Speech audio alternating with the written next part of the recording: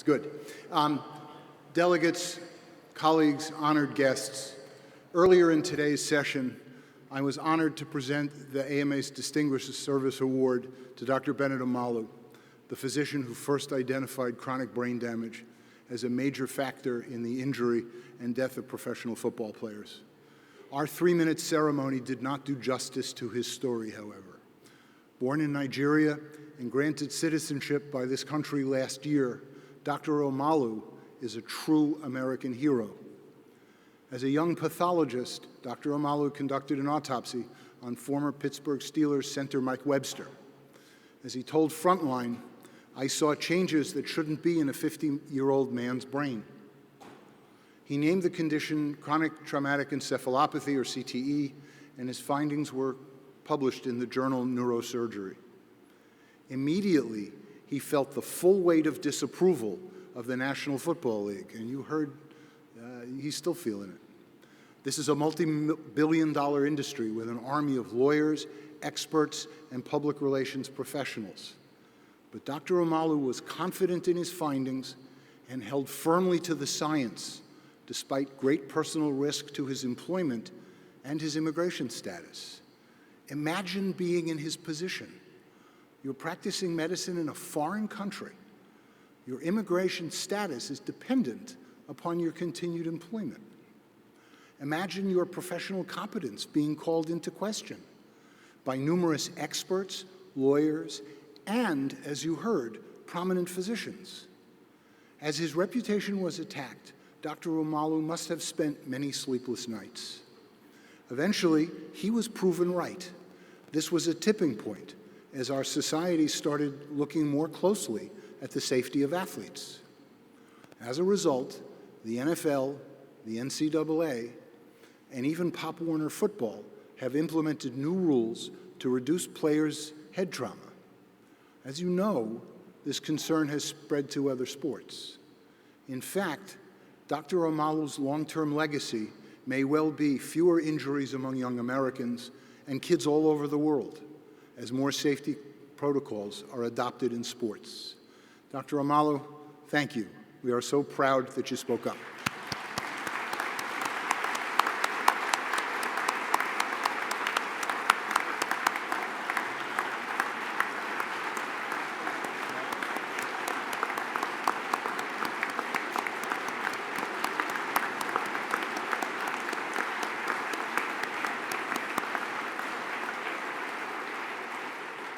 You exemplify the values we all aspire to in the practice of medicine: professionalism, dedication to science, and commitment to patients. In our own best moments, we are all as confident in our own instincts and findings, as well as the science that underpins them.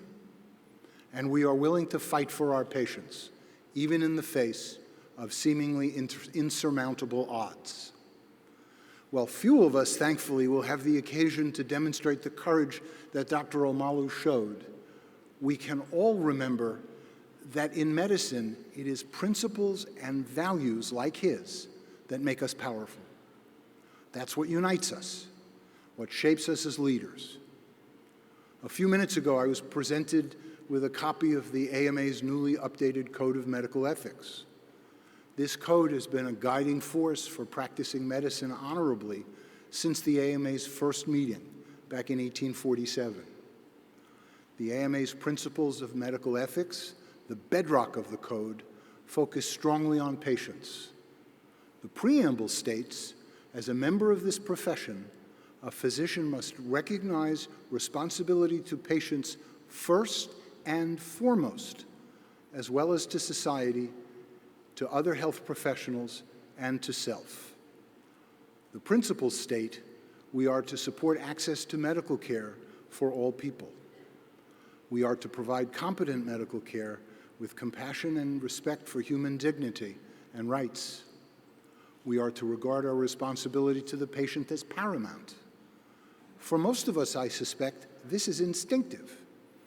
This impulse to serve our friends and our neighbors is the reason we went to medical school. As Hippocrates said more than 2 millennia ago, wherever the art of medicine is loved, there is also a love of humanity. Being a healer is a tremendous privilege and a tremendous responsibility. As healers, we must embrace advocacy for our patients and for medicine. You've heard me say this before, but it bears repeating. What happens in the halls of Congress is as important to our patients and practices as what happens in the halls of academia, the halls of our offices, and our hospitals. I view advocacy as a Thank you. I view advocacy as a critical professional responsibility of all physicians. The Code directs us to respect the law, but also to recognize a responsibility to seek changes which are in the best interests of our patients. That is exactly what we're doing at the AMA, pursuing public policies that are in the best interests of our patients and of all people. When 49 young men and women were murdered at the Pulse nightclub, not 15 miles from this hotel, this House immediately voted to expand our longstanding policy on gun safety, to support waiting periods and background checks on all firearm purchases. This House also singled out gun violence, causing it a public health crisis, and urged Congress to clarify that the Centers for Disease Control and Prevention must be allowed to research gun violence. Astoundingly, politics has thwarted funding of research on this topic, but despite the fact that more than 30,000 people a year die from the barrel of a gun. Another example, when a drug manufacturer raised the price of its life-saving EpiPens more than 400% in 7 years, putting children at risk and causing economic hardship for their parents, the AMA called on the manufacturer to rein in the exorbitant costs. That pressure, combined with public outrage, motivated the manufacturer to reduce patient costs to a more reasonable level within days. And it's not just EpiPens. Consumers' out-of-pocket costs have risen 20% for prescription drugs between 2013 and 2015, with little explanation. That's why, on November 1st, the AMA launched a website, truthinrx.org, inviting consumers to share how rising prices are affecting their health. When the Zika virus began putting Americans at risk, especially pregnant women and their children, the AMA provided much-needed guidance on our online Zika Resource Center. The AMA also called on Congress to make available the necessary funding to prepare the nation to fight the Zika threats. I am pleased to report that in September, Congress finally approved $1.1 billion to fight this threat. A couple of years ago, the AMA took responsibility to play a leading role in addressing the opioid epidemic that is claiming the lives of 78 Americans every day. Under the able leadership of Dr. Patrice Harris, our board chair, the AMA's task force to reduce opioid abuse continues to make a difference in drawing important attention to what physicians must do to fight the epidemic. Thanks to the combined efforts of the task force, we are making progress. Physicians and other health professionals are registering for and using state-based prescription drug monitoring programs, PDMPs, more frequently. State legislatures have passed more than 24 laws increasing access to naloxone, thanks to AMA and state medical society advocacy. And opioid prescribing has decreased in every state of the nation this past year.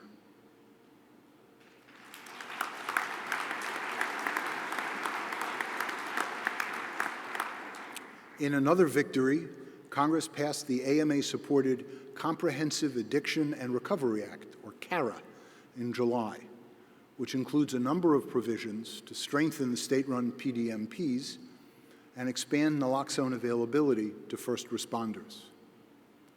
We will continue to fight to to assure that this new law is sufficiently funded so that it may succeed. These advocacy efforts represent our values in action. When we take a stand for patients, we take a stand for medicine.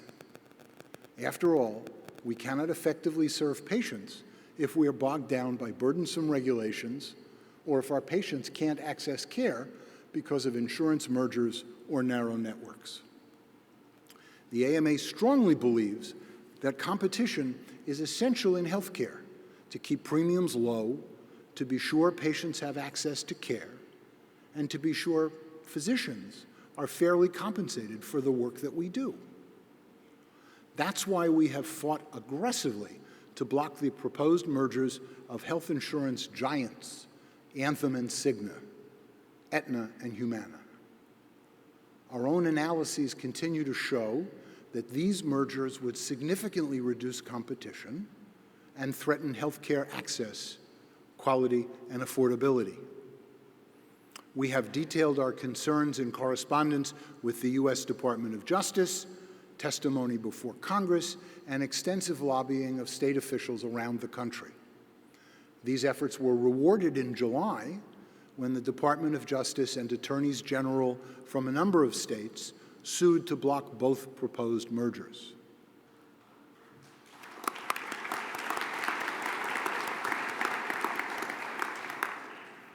And now, let's discuss one of the top advocacy priorities for each of us and for the profession, both now and in the future.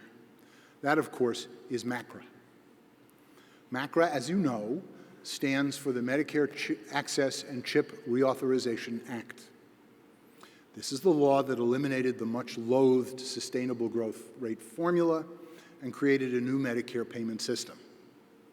Now that most of us have finally learned what the acronym MACRA means, CMS is going to stop using it. Isn't that just like Washington? Keep us guessing. So from now on, the new payment system created by the MACRA law will be known as the Quality Payment Program, or QPP. Now, maybe since QPP is actually unpronounceable, it may be known as the program formerly known as MACRA.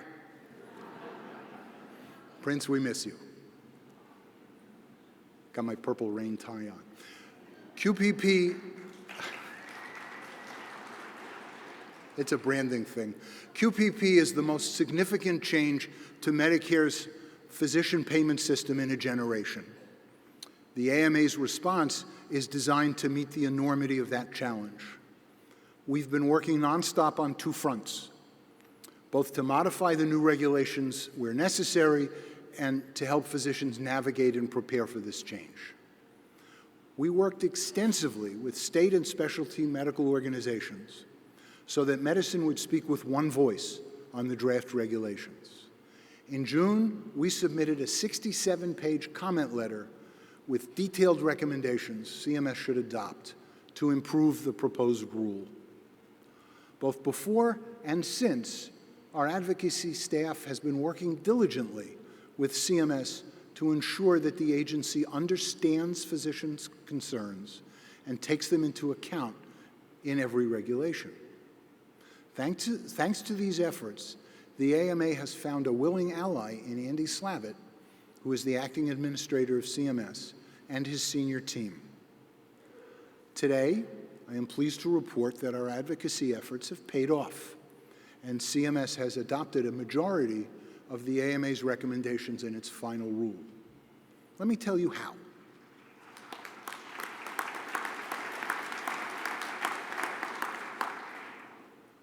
We asked for a longer transition period to prepare for the QPP.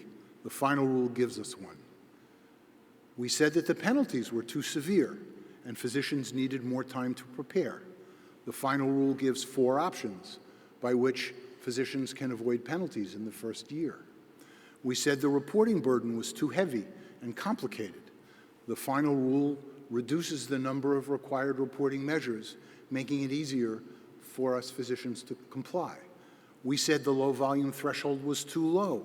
The final rule raises the threshold so that more physicians are exempt from the program. We asked for more flexibility for physicians practicing in small, rural, and medically underserved settings. The final rule gives us that. We asked for policy changes to give physicians more opportunities to implement alternative payment models, and the final rule expands possibilities for physician-led APMs. Now you should applaud.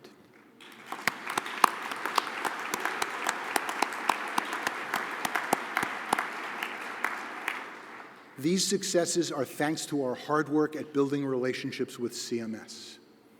We led with our values, and they listened. Even so, this is still a work in progress. Let's remember, Medicare was enacted 51 years ago, and we are still tweaking it. So it's not surprising that there's much more work to be done on MACRA. The AMA is in a unique position to make recommendations on behalf of all physicians, and we will continue to do so. The second front we're working on is highly practical. We are building tools and resources to arm physicians with information and to help them prepare for the transition now. Last month, we launched the Payment Model Evaluator, an innovative tool that will give you an initial assessment so you can determine how your practices will be affected by QPP. It's a simple online questionnaire that you or your practice administrator can find on the AMA website. That tool suggests guidance for participation in the QPP payment model that is best for your practice. We've also added modules on topics like value-based care and quality improvement to our Steps Forward collection of practice improvement strategies that help you transition to the QPP. And some of those modules will qualify as practice improvement activities under MIPS, which is part of the QPP. Also available is a podcast series that is produced by ReachMD that examines elements of the new payment system and what physicians need to do to prepare. Remember that the transition to Medicare's quality payment program will take years, but the AMA is committed to helping you prepare for every milestone. Friends, as I close, I just want to talk to you about this week, because this week we shared a moment of tremendous impact in our country. A new day dawned Wednesday, and to borrow the metaphor of sailing which was used by Cecil Wilson during his presidency, we don't know if the seas will be calm or rough, but we do have our North Star to navigate with. We remain devoted to our mission to promote the art and science of medicine and the betterment of public health. The policies that have been developed by this House of Delegates serve our patients and our profession well. These are our guides, our mission, our policies, and our values. We will evaluate future changes in health coverage against three metrics. Will the proposals cover more, the same, or fewer people? Because we know that people who don't have insurance live sicker and die younger. Do the proposals provide adequate access, choice, and coverage? And do the proposals advance high-quality care? As long as we adhere to these principles, we will be fine. Our patients will be fine. And our country will be fine. Thank you for the honor of serving as your president and for the absolute privilege of doing this work. Thank you.